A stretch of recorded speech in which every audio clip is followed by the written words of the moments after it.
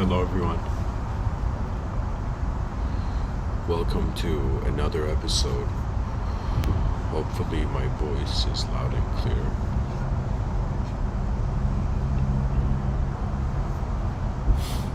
I'd recommend whoever you are listening to this to open a new tab on your browser.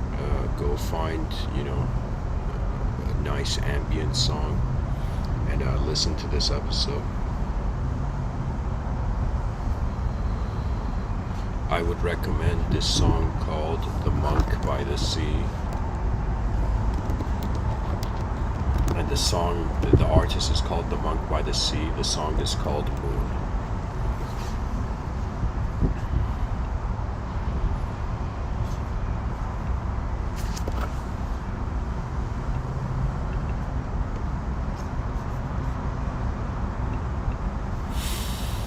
Alright, so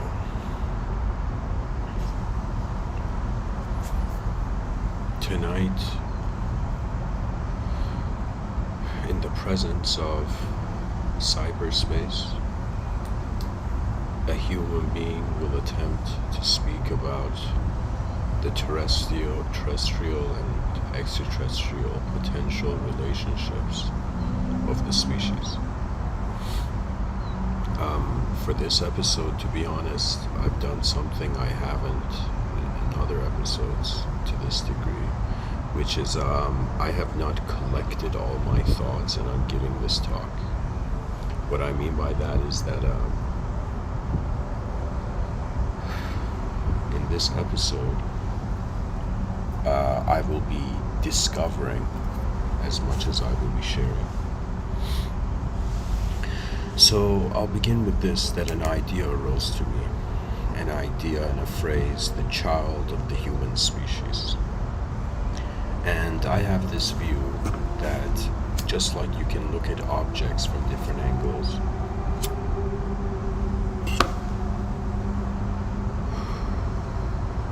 we can look at subjects from different angles. And this is another way of saying, till the end of time, based on how many different human beings open their eyes on this planet, there will be that many potential realities. Really, what the human brain is an opportunity to see an extension of the world. We human beings, we center our life to where our attention starts. But if we look at it from a collective framework, from a more macrocosmic framework, or just from the framework that the world is echoing behind our eyes. Now, what do I mean by the child of the human species? I mean that I was thinking about not the children of the future generations, not that child of the human species, but I thought that what if there was another species as advanced as us on this planet? That means, imagine, I'll give you one example before I go to the extraterrestrial example. I'll give you a terrestrial example. Imagine it wasn't just chimps, okay? It wasn't just the evolution of an ape that went further than others. The evolution of an ape and an unknown ancestor.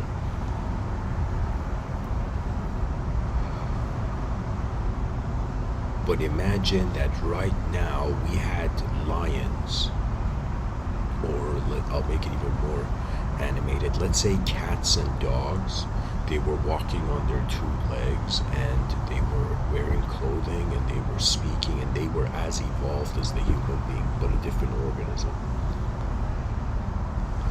Or, this is actually a kind of a bad example. Let me see what's a better example. I wanted to give this okay, here. It's a really bizarre thing what I'm saying, but let me tell you why. Because our whole sense of human decency and contentment is that the way we are human is because we are separating ourselves from our environment. We look at animals of lesser species and we're like, these guys are slow. What I'm trying to say is that on this planet, one species has attained an intelligent position that other species have not. Now imagine that there was another species aside from the human being, similar to the human being but different, that also was as advanced as we are. Or here, I'll just jump to the extraterrestrial example. It's a bit easier to talk about, actually. Right now, there's Fermi's paradox. People are wondering, where are all the aliens? The universe is so old. How are we the lucky ones? But I was thinking that on some level, I think there are so many aliens actually in this universal sector, but they are all waiting. They are waiting in the invisible. What do I mean by this? I mean that if there is another interference of a greater intelligent species than the human being will stop paying attention to itself. You see, for this whole episode, my intention was to personify the species. And what I mean by this is that it's like, just like you look at the cells of your body, imagine the red blood cells in your body, each of them had a personality, each of them had an opinion on the body, right? But they were together being a collective individual organism, right?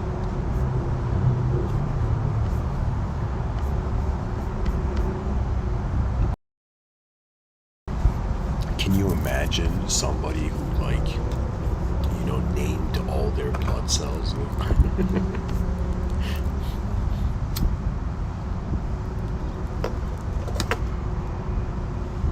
What I'm trying to say is that I am taking the relationship of a human being on Earth and in some sense fractalizing that towards the species being an individual. So what I mean by this is, you look at a human being and you see the human being has a relationship with itself, it has a relationship with others, and it has a relationship with its world. But now, if you were to consider the species a collective effort being an individual, it's as if the species has a relationship with itself, the species has a relationship with other species, other similar intelligent species, and the species has a relationship with the whole world, right?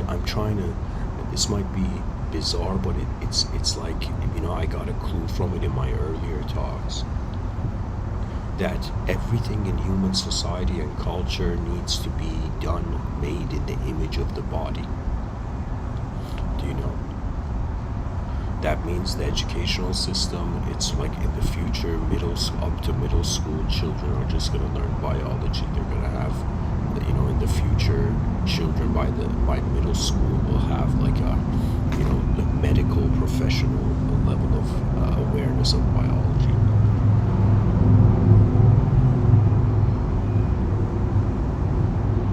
Genius level awareness of biology.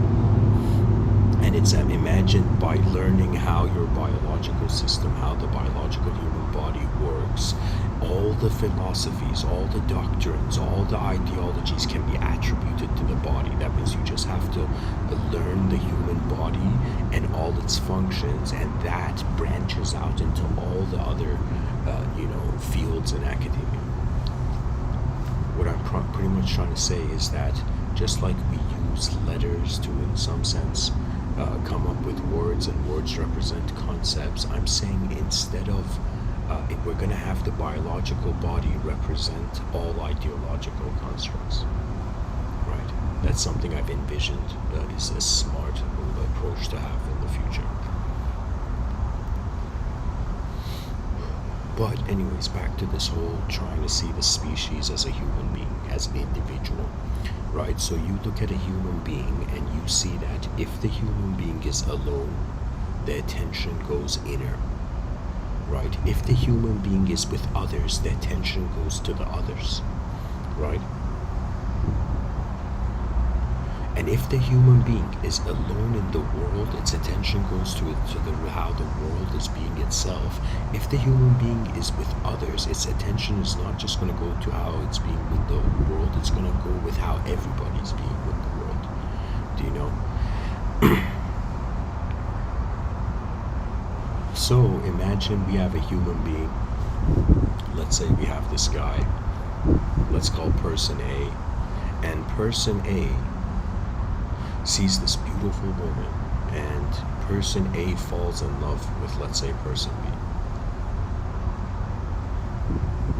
Now imagine instead of person A, we had a species.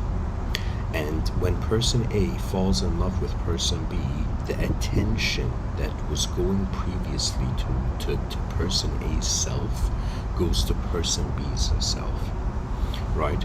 So I'm pretty much saying, like, our species is so young, you know, like, you know, from a galactic perspective, that it's as if, like, right now it just needs to be alone with itself. That means it's as if, imagine if an extraterrestrial species would come, human beings would lose their identity. Do you know?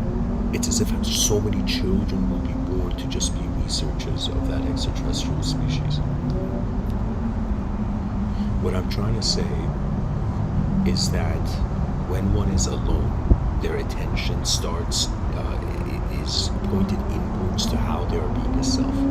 When the attention is on others, you see how others are, and then you process how you are being. Now, what I'm trying to say is that if another species, let's say an extraterrestrially advanced species similar to ourselves, landed on Earth, it would be as if before a species could get to know itself, it got distracted. Do you know? What I'm trying to say is that there may be a possibility. For now, it exists in the domain of science fiction. But I will say there could be a possibility that as the first step, how would I say this?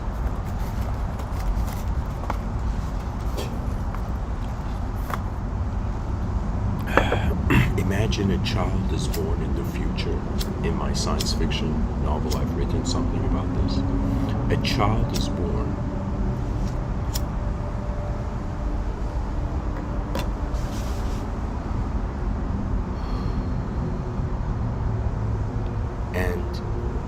Let's say the father of the child, or let's say the mother of the child, let's say the father, I don't know, it doesn't matter. Let's say one of the parents of the child is an alien species. The child is an alien human hybrid, okay? Is a hybrid child, you know? Now, when I say the child of the human species, I mean it in that sense, okay? I don't mean it in the sense that just future generations happen. In the sense that if there was a counterpart to the human species, whether extraterrestrial, whether otherworldly, how would I say it?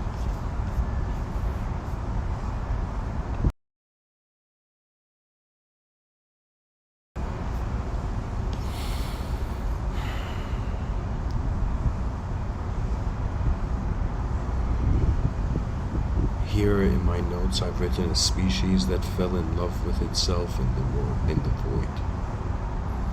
And I would say this is what's happening now, but if there is another, let's say, counterpart species, you know, like this, the lover of the species.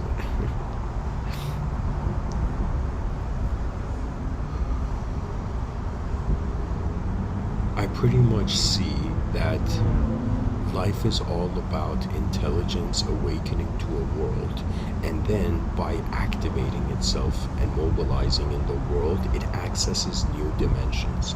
And really, the way life is designed, because we are growing creatures in the realm, we are always seeking updates.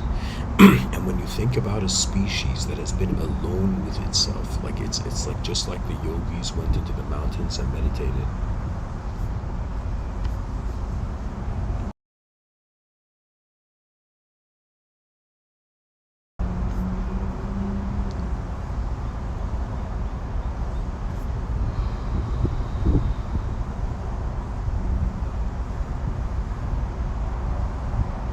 our species is meditating on a planet.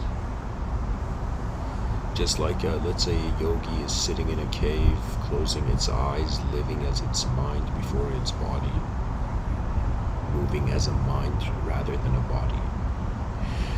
Similarly, the experience of the inner life of our species is civilization. You know, it's another way of, like, you could see me as, like, you know, this podcaster out of 8 billion being like one of the thoughts of the species.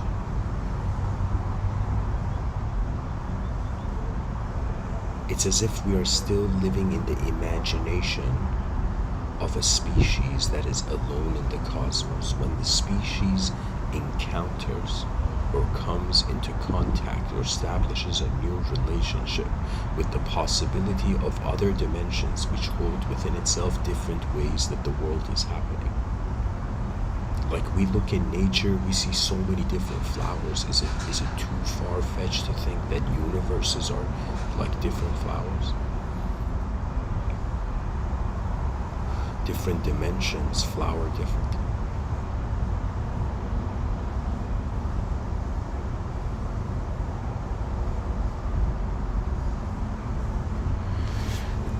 Guys, I just checked this, the stream's analytics. It says average view duration 444.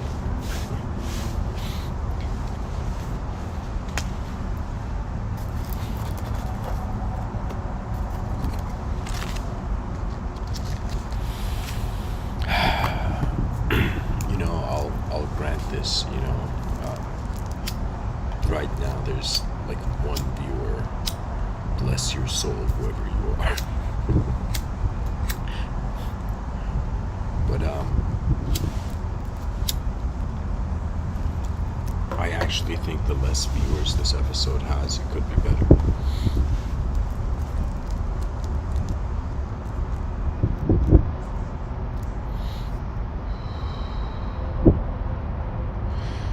Pretty much the relationship of the human being with existence and with how it's experiencing existence. It's experiencing itself as a part of existence.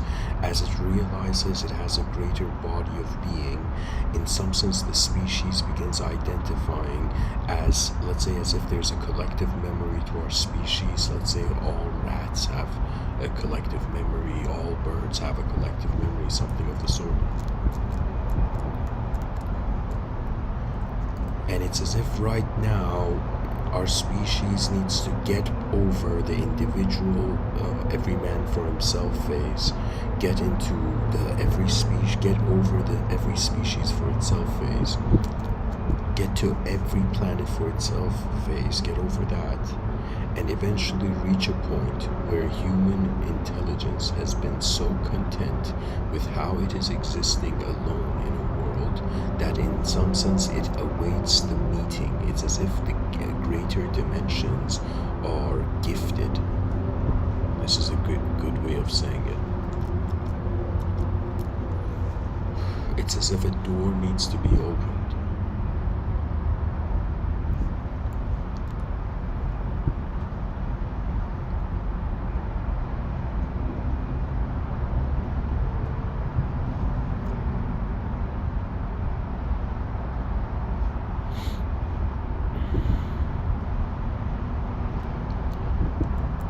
I keep asking myself, what is the truth of the moment? And the fact is, we're just lost in space.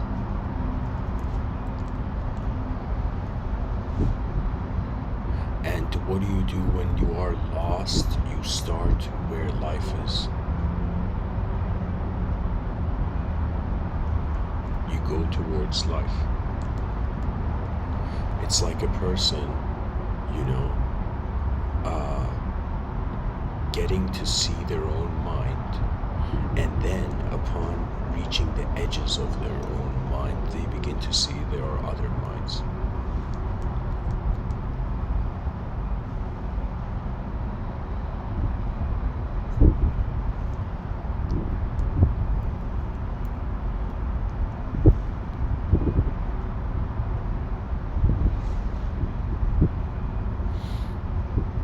If there was another dimension of beings,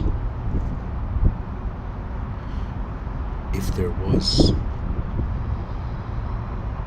another world of intelligent creature-based life, our species would fall in love with the new because it has been in the unknown for so long.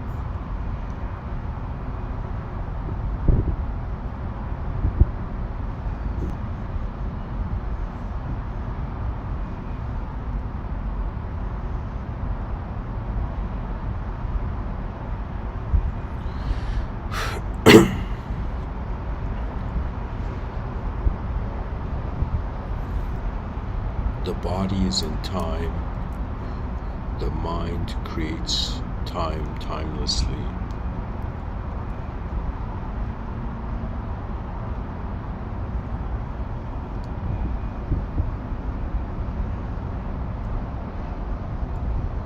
It's as if space is sentenced to hold matter, and matter is sentenced to be held in space. The intelligence of this universal sector belongs to not one individual, but to the glory of humankind. You know, an honor system needs to emerge for civilization.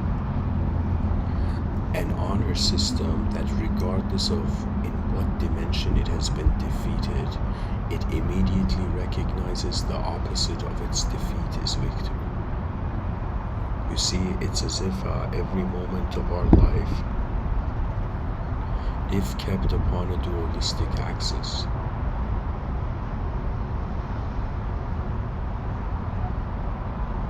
opens two roads. And if you get to the dead end first,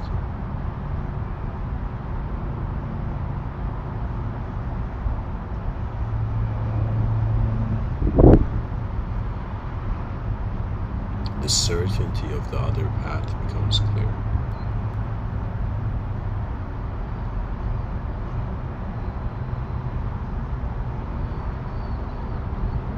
I am seeing pretty much a progression, and I think this is why it's being complicated for me to speak about. So let me say it like this. Human beings right now have been opened up to technology. Technology is probably going to integrate with us, and we're going to become a very natural, technologically advanced species. That means a species that is fully in contact with its natural disposition and uses its mind to naturally use technology. It's as if, as long as we don't forget we're nature, the hope of the soul can't fade. The hope of the human soul.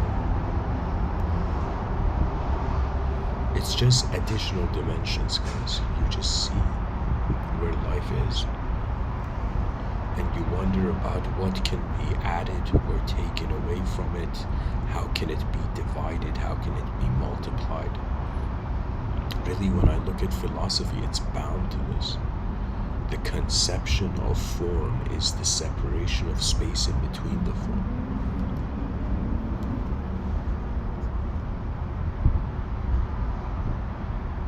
It's like the purpose of life is obviously movement. You know, that's why there's space. That kind of, you know, it's like, imagine somebody was asking the question, what is the meaning of life? What is the purpose of life?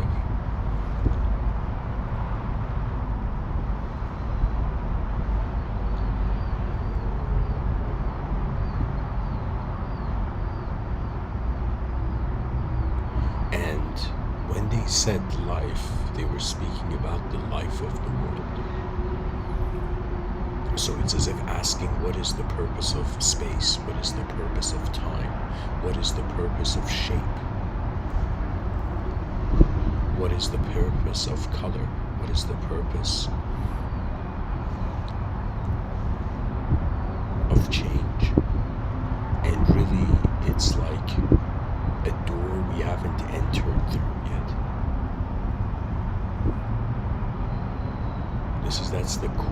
feeling. I mean, this is the most honest thing that I think a human being can say. We're just in the unknown, and the rest is a game.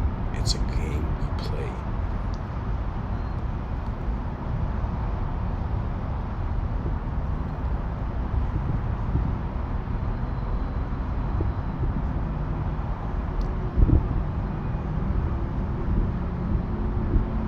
The purpose of space is movement. Again, the purpose of time is to extend space. It's so phenomenal. It's really like, couple pound, brains in jars, like in the skull, is like assimilating all this information, extracting structure out of something where its structure is so open-ended and infinite that it's as if really could all attempts at human knowledge be like throwing spears in the dark, in the dark sky. Like, it's in some sense, the species is not ready. Like, I could totally tell you that the educational systems on this planet are not ready to acknowledge that the species knows nothing, and all of it is just the effort so far.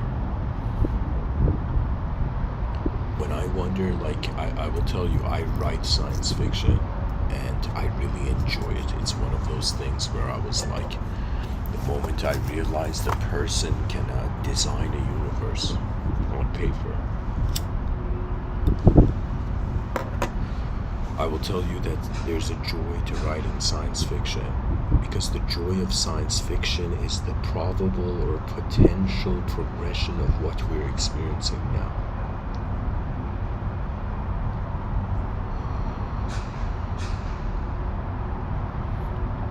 Sometimes I think about my analysis of life, and I'm like, wait a minute, if I didn't exist, none of these ideas would be here,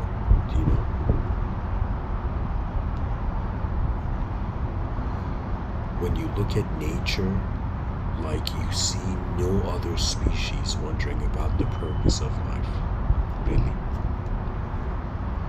We are the only species wondering about the meaning of life because we are capable of seeing it multidimensionally. And it's not like I'm saying a lesser species don't have souls, but it's as if like their souls don't know where they are. And we, on a deep level, don't know where we are, but we can know based on what we do, what we are,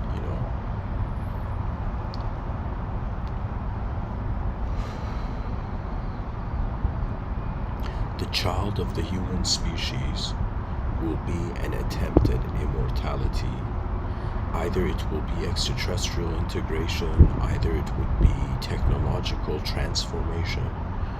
I could see the human species like pretty much it's like there's inner problems and outer problems, and really the meaning of life is in some sense the question, what is the meaning of life?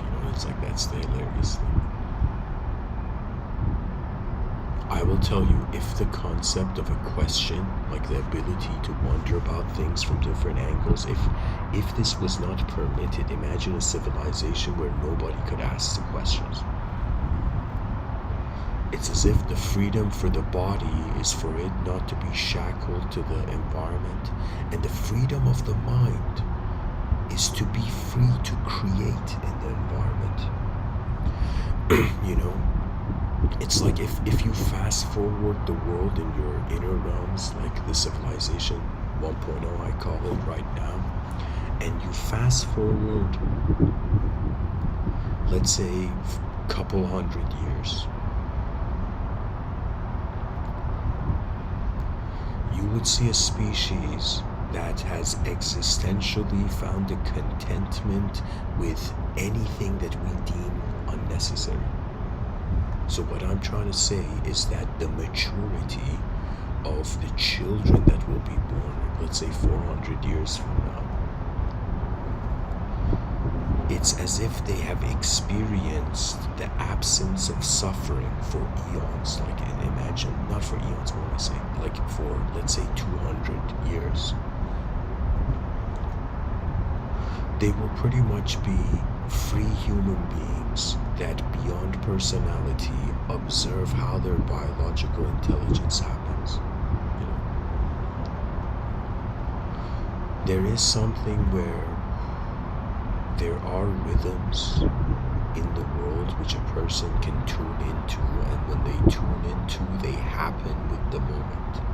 You know, I've had situations where people, like, who've listened to these Mr.Within talks, it's as if I've heard from a bunch of people, like they've had a sort of similar experience, right? As if it matched the synchronicity of their moment, you know? Or it was a part of their synchronicity of their moment.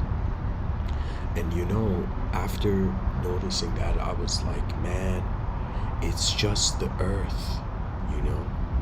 The world is speaking, but it is speaking itself into being. It is using cause and effect to be able to re-simulate itself. That means if there was a system that had a beginning but never had an ending, like it's as if it's like nothing would know when it would end. But when in a system you find beginning and endings, like life forms, like human beings living temporary lives, right? When you see there's a beginning and end, like this is the hilarious thing, it's as if people know, like, you know, around an estimate, like in how many years they will die. So like, I don't know, let's say the average, I mean, this should be the average lifespan, but it's not. But it should be, like, every human being, let's say they know that they can live 100 years. Okay? Or even in a very futuristic view, you can even say, like, imagine immortal technology arrives and a person can be at like a young age or any age they choose, that they have a memory of themselves in, and their body takes that shape. And let's say people live in an earlier episode, I said, let's say they live 100,000 years, and after 100,000 years they just get bored and they eject out of human life. You know, like, I do understand the allure of immortality, but really, if there's way more dimensions in this earth, it doesn't make sense. You know, it's as if to be a temporary being is a strange blessing. You know, but people fear death so much because they fear the unknown. And at the same time, they fear pain, which is the body's life. You know? A person can think they're their body, they can think they're their mind, they can even think they're like their soul or whatever. But a person can also be that they have the body's life. It's 1/3. They have the mind's life, and then the soul's life is not here. That means people don't realize this. But when you go into deep sleep, there is a semi-ejection of attention into the world soul. Right? So people don't know this, but any time in this dimension on this planet, whether through unconsciousness or you meditated and got into a samadhi state, whatever, or some coincidence or chemically somehow you found a way, you're going to realize the moment there is no self, the soul that thought it was an individual soul realizes it is actually the memory of the world soul. And when you get to see the memory of the world soul, you get instant, poetically I'll say this, you get instant downloads of how the world is being to itself. So it's as if, like, the questions that the body had, the mind had the answers for. The questions the mind had, the soul had the answers for. The questions that the soul had, that which is the unknown is the answer for. Do you know? That means, due to the psychological, let's say the simulation of psychology biochemically, right, which is what the brain is doing, it's as if, this might sound bizarre what I'm going to say, but it's as if The brain is simulating a video game to the best of its ability, overlaying this video game, subjective video game, over an objective video game, objective existence. And in some sense, it begins to notice its own limits, or when the body goes in turbulence, the psychology of the person changes and their beliefs change. Do you see how hollow language is? Right? Like, I am telling you, it's like there's been times where I've, like, in the morning I felt like a roaring lion, and then at night I felt like, you know, like as if the last ripple on a pond settling, you know.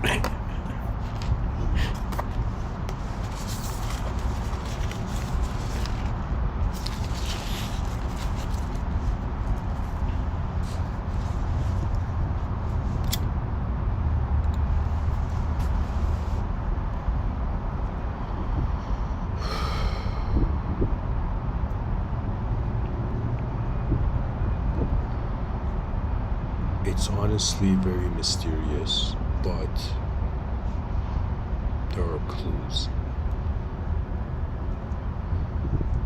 Upon a selfless state such as deep sleep, the moment there is not a self, you are being universal space.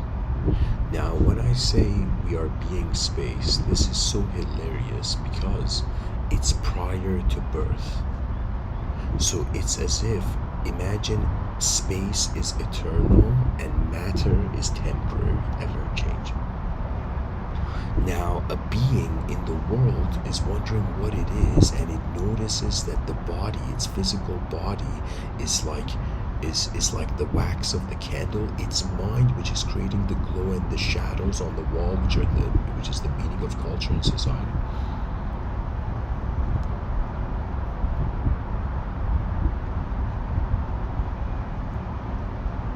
I don't know what film or show or like caricature this was that I saw, but I remember seeing like this person who was smiling at a podium, and behind them there was a shadow, and their shadow was like the shadow of their true nature, you know.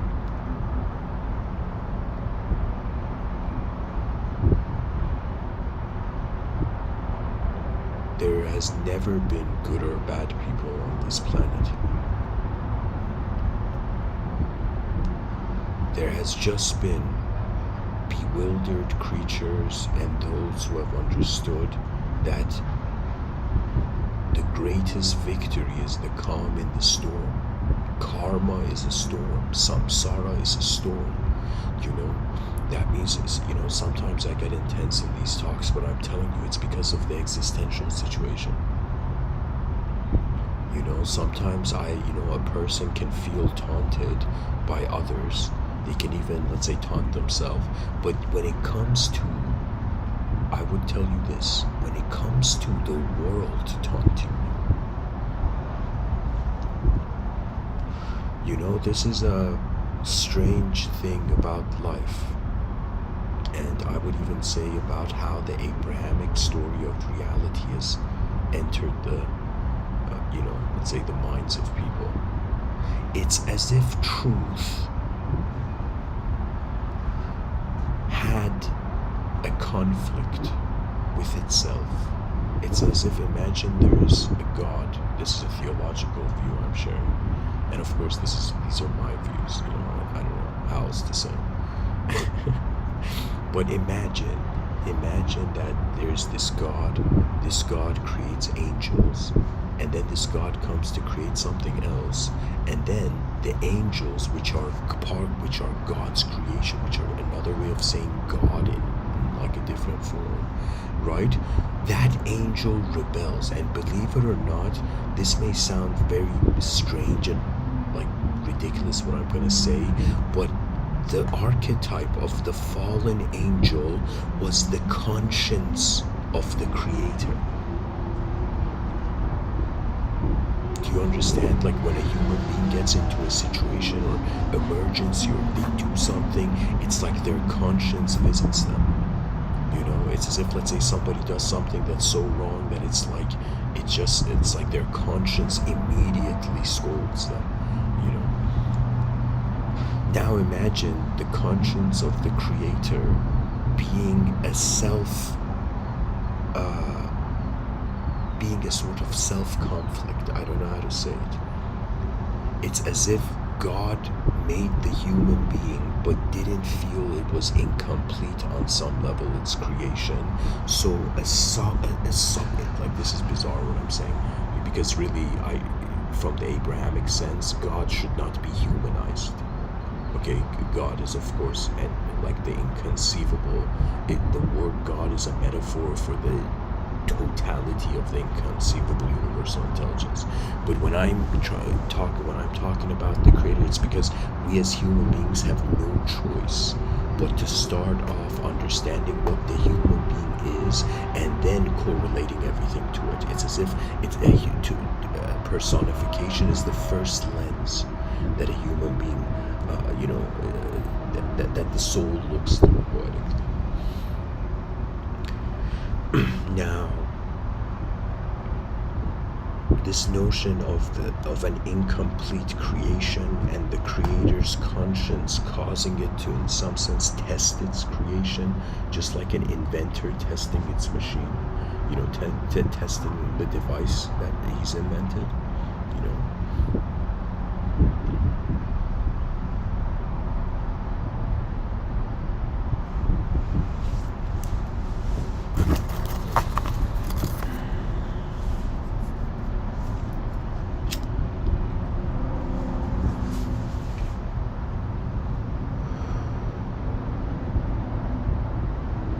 It's not a father-son relationship. It's an inventor-invention relationship. This is something where I feel like people can even start a religion for this called inventorism. And it's as if, imagine, in inventorism, every like Monday. Every Monday is like a holy day for the religion of inventorism, where everybody has to come to let's say, the inventorism, center or cathedral or whatever, and people have to invent. They have to invent something new. I am telling you, our species needs a novelty check.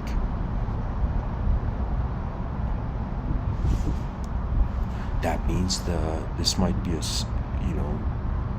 an incredible algorithm to share, where it's as if like you just wonder about in what dimension of your life have you not seen something new yet. And new doesn't mean every other thing. Sometimes it's like the advantage of having a human mind is you get to live life before you actually physically live it, And if life is important for you, you automatically become a sharp thinker. That means it's as if the more truth reveals itself, the more the playful nature becomes serious. And then when truth is finally revealed, that is the most serious sense of self, realizing the nature of the playful, in that it lives through a simplicity which can contain life. So I talk about an advanced civilization, but somebody could come up to me and say, "Hey, Mr.Within, we're just biological creatures that recently learned to talk." It's like, how advanced do you want us to be? And I would tell you, to me, the advancement I want for the species is so ridiculously beyond what I see the world wanting right now. This world of ours is like a child. It just wants a toy to play with. That means I would say civilization 1.0's evolution, just like give them flying cars and jetpacks, and everybody will be happy for for 100K years.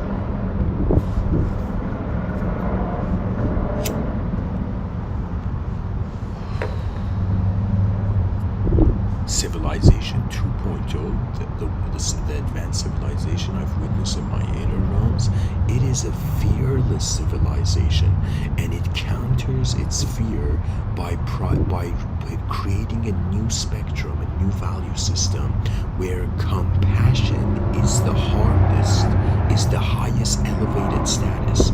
It's as if in Maslow's hierarchy of needs, you go up this, diagram to get to a point of self-actualization. Now, self-actualization means freedom of being, but because we're 8 billion beings living on the same planet, it's as if it's like you're hosting a party, 8 billion people in one room. It's as if like the total fruition of their inner freedoms would turn into chaos if everybody wanted to just do whatever they wanted, right? But if there was coordinated, organized structure, and inside that coordinated, organized structure, there was freedom. Do you know? Right now, our species is going through an identity crisis. It's actually remarkable to watch. You know.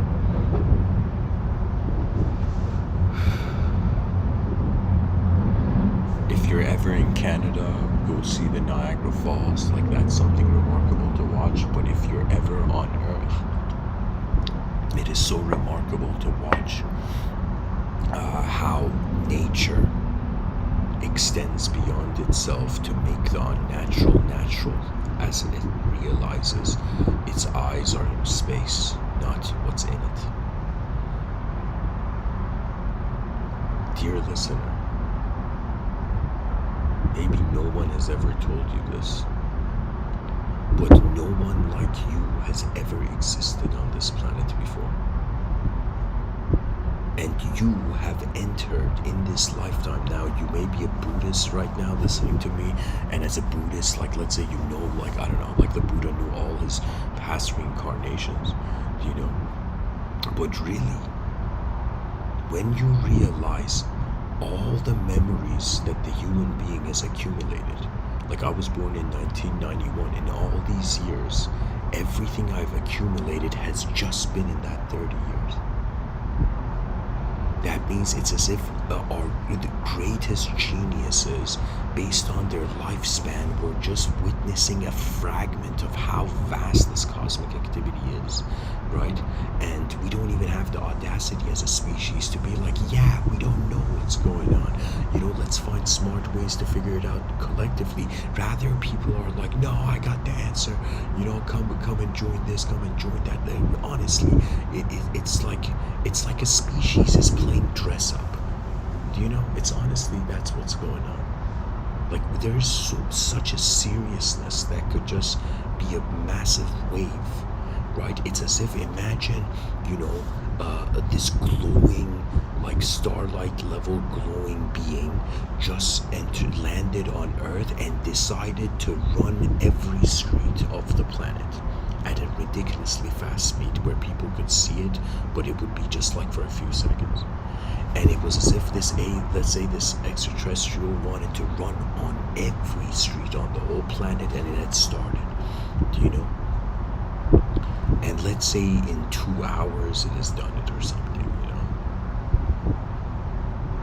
And I don't know, I'm just trying to create this situation, give you an hypothetical example where people suddenly realize the importance of what is happening beyond the rooms of their own perception.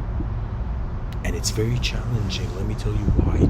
Because it's easier to care for ourselves than our world, not realizing that if the world fails, so do we. You know, it's like 8 billion people on a giant boat, and the boat is sinking, and some people are like, hey guys, maybe show a little compassion and fix this goddamn boat, you know? And people on the boat are like, no man, I want to do whatever I want, we're all gonna die one day, why should I fix the boat, why should I care for the advancement of civilization? Do you see what I'm saying? Like, it's like that sense of being responsible for not just the future of yourself, not just the future of, you know, your tribe, but the future of everything. That is true kingly status. Do you know, this is where I would poetically, if I was to write science fiction and create this archetype of a cosmic king, it would be an entity in the cosmos that in some sense feels responsible for the cosmic kingdom, for everything in the cosmos, every being, every atom. of higher dimensions for the lower dimensions to straighten themselves out. Do you know?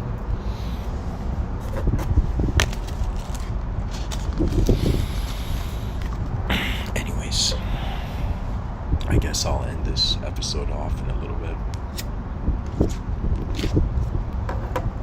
Pretty much the idea of the child of the human species. I'm trying to say that the species is in the middle of nowhere. It's alone because the whole species is alone based on its level of intelligence compared to other species. It in some sense has no choice but to learn to love itself. So until extraterrestrial contact, or until interdimensional contact of some sort, the species is really reacting to the emptiness of the cosmos by learning to love itself. Now, a species that fell in love with itself in the void, in some sense, after it has accepted its own love, and this is something very complex, even I myself haven't mastered this. There's moments where I would say I find myself in love with the world that is in my awareness, but at the same time, there's moments where, based on how I function in this world, I find myself like, how can I tell you? I have, just like how they talk about like God's grace and God's wrath, I have had that same reaction to my own self in my inner realms. I have destroyed myself in my inner realms. I also have resurrected myself in my inner realms, right? And this is something that, it's not something that I'm just using these words for it. Really what it is that the mind, upon when it gets pressured, it recreates itself to push the pressure back. And when something externally is so intense, like I would say I am very, just in life, very peaceful person. And not a peacefulness of like, it's just many moments I'm just being. To be a human being is like when I speak, sure, you know. But really I am just being. Most of this life, it's just being itself, really. It's only like certain levels of it where the free will has a reach, you know. I remember once I was angry at someone, and the anger came close to like, it was as if it was on my lip where I wanted to express my anger, and I just destroyed myself before the anger could be released. That means it's as if like it directing your anger at the self where the anger is starting from. Do you know?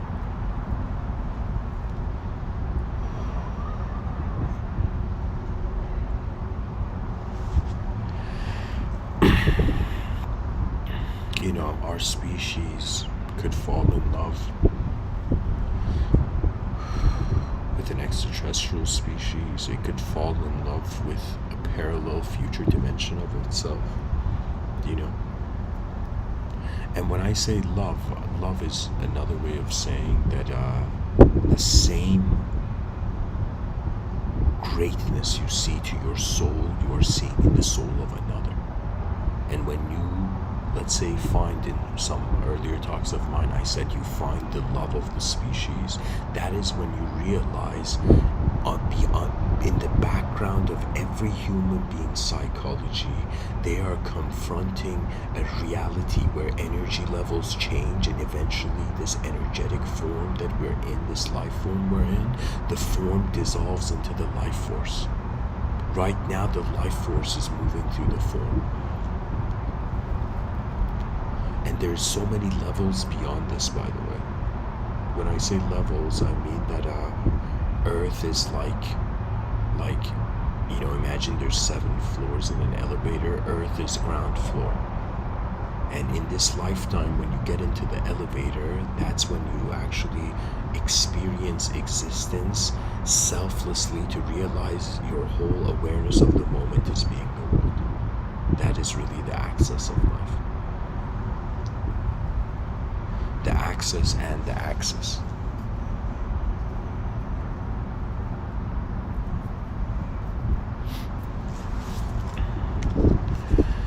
And there's so many ways the world can move, you know.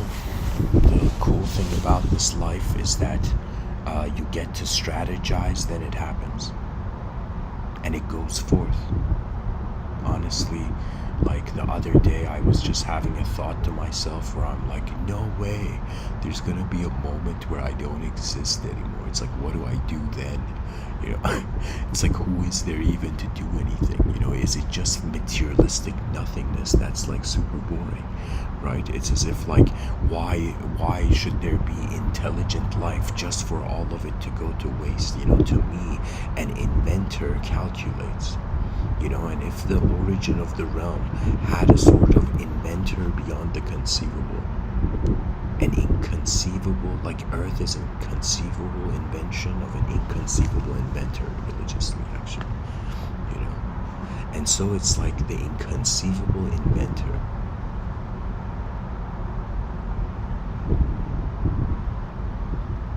it's not its creation.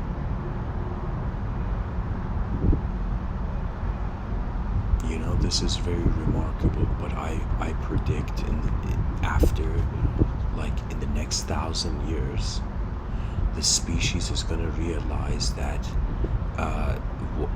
it doesn't, like, forget the idea of the third eye, its third sight is integrated. This is another way of saying that what intuition is how every living, energetic, conscious being at their core essence is being one moment.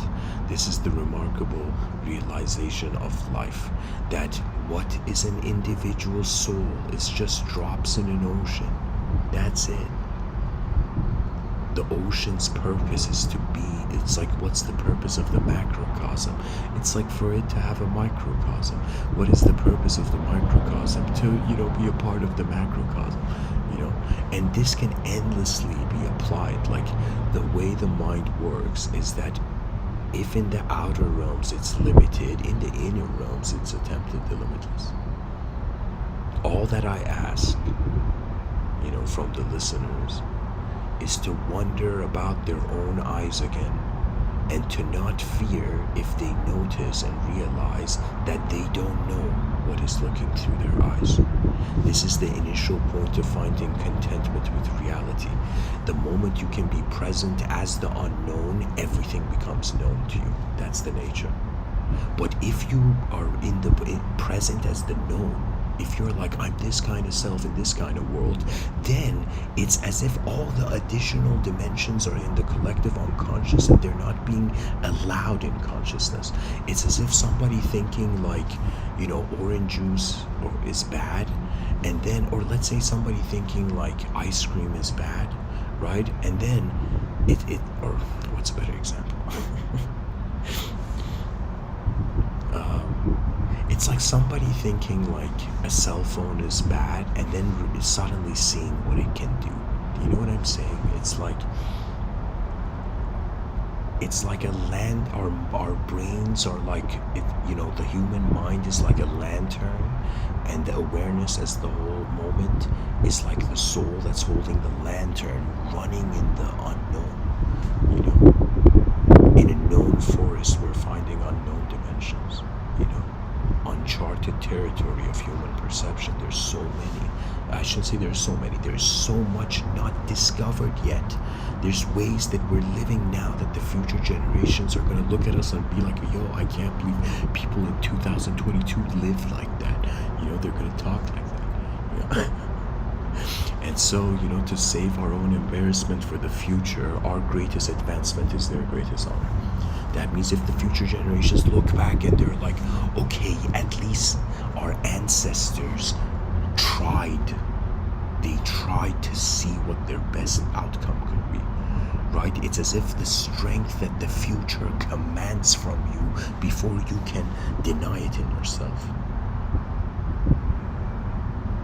An advanced civilization is the greatest divine event in the realm. It is when I would say an advanced civilization is poetically, it's as if before human beings could go to earth, could go to heaven, they in some sense built heaven on earth, and the whole cosmos began, you know, having tears of joy.